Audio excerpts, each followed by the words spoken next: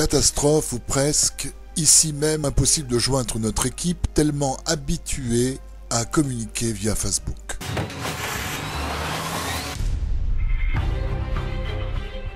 Il nous semblait que le monde s'est soudainement paralysé.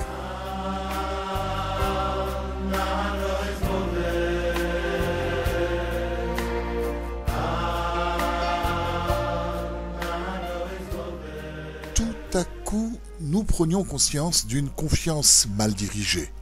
Dépendre à ce point d'un système qui nous pille et nous épie à longueur de journée est juste incroyable et pourtant, nous aimons ça. Que dis-je? Nous sommes addicts, totalement accros.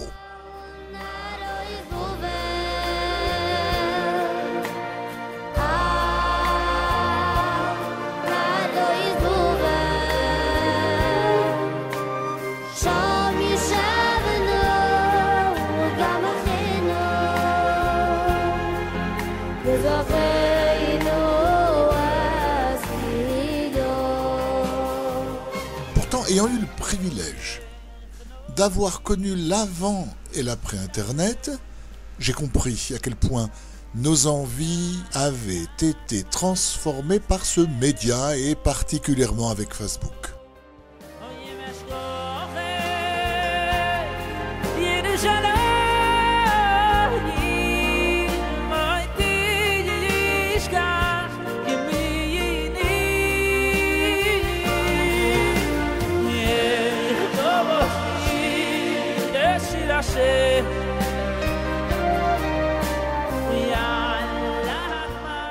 Génération transparente, tout est dit, tout veut être dit. On se montre, se démonte la plupart du temps.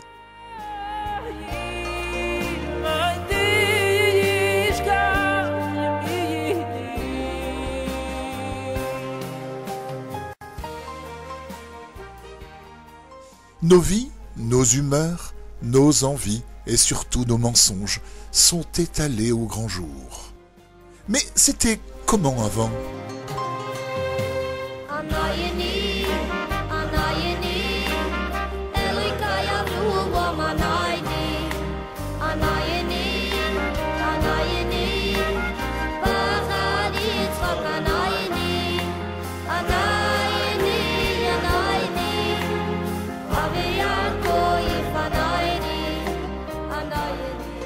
Voyons voir. Avant, lorsque nous quittions nos amis à la fin de la journée, à la sortie de l'école, en bas de nos immeubles respectifs, nous n'avions plus de contact avec eux jusqu'au lendemain matin. Et il n'était pas rare d'apprendre à ce moment-là, à la rentrée des cours seulement, que sa meilleure amie était absente. Pas d'autre moyen de communiquer. Le social était nécessaire, indispensable à la vie comme l'oxygène. Nos vies devenaient étanches, parfaitement cloisonnées une fois que nous tournions le dos à nos amis.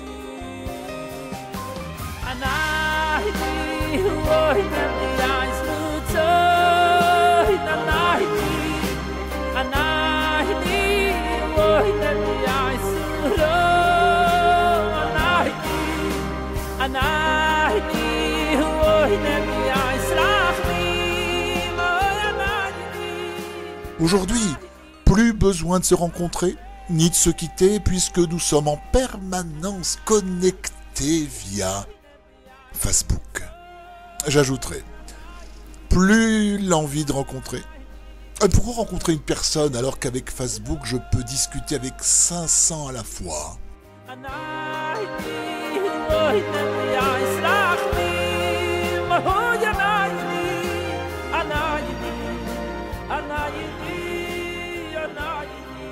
Perdu l'habitude de renforcer les liens, si un ami ne convient pas, on le fait disparaître.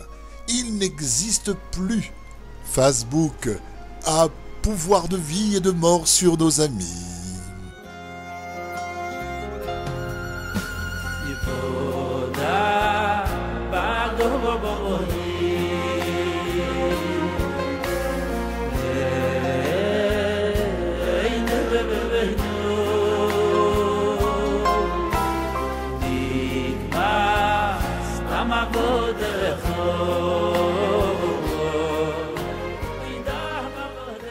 Plus sérieusement, ce système a révolutionné nos relations. S'il a permis sans aucun doute de se faire connaître, n'oublions pas que Facebook en termes de communication est devenu plus puissant que Google. Il a affaibli nos relations avec autrui. Nous n'avons plus les mêmes besoins par manque de temps, car Facebook est avant tout chronophage. Il nous prend notre temps, notre énergie, nous empêche de rencontrer des gens en vrai, en chair et en os. Il nous oblige à nous inventer une vie, à nous créer un rôle conscient ou inconscient. Nous devenons esclaves de cet incessant échange d'informations, sans quoi nous aurions la pénible sensation de ne pas exister.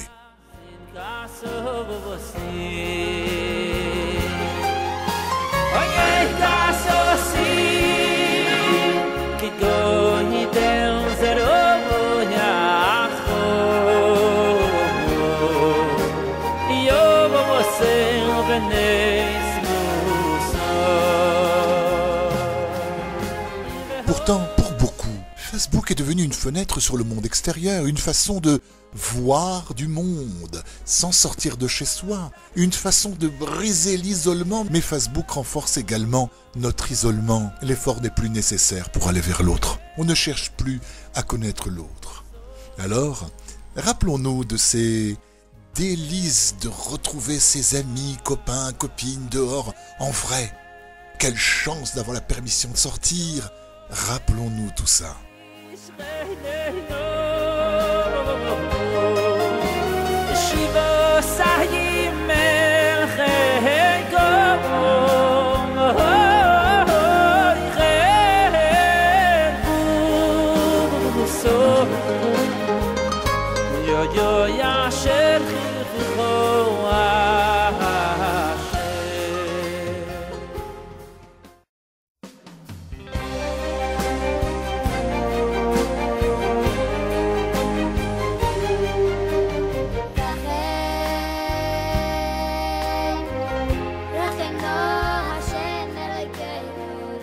C'est à ce prix-là que l'on peut se faire des amis. C'est ceux-là qui sont engrammés dans nos cellules, où toutes les sensations de ces retrouvailles sont gardées en mémoire, en archive, et prêtes à en faire sauter le verrou au contact physique, à la voix, à l'allure, au parfum de ses amis, tout ce que jamais Facebook ne pourra vous restituer.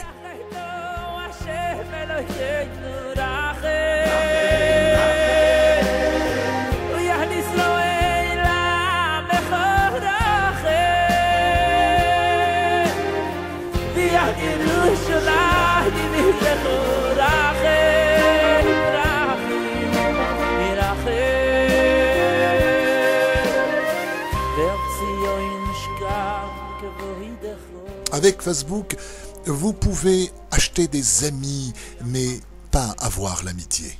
Cet élixir de la vie est le privilège de la réalité. Sans rencontre, sans échange face à face, Facebook est un leurre.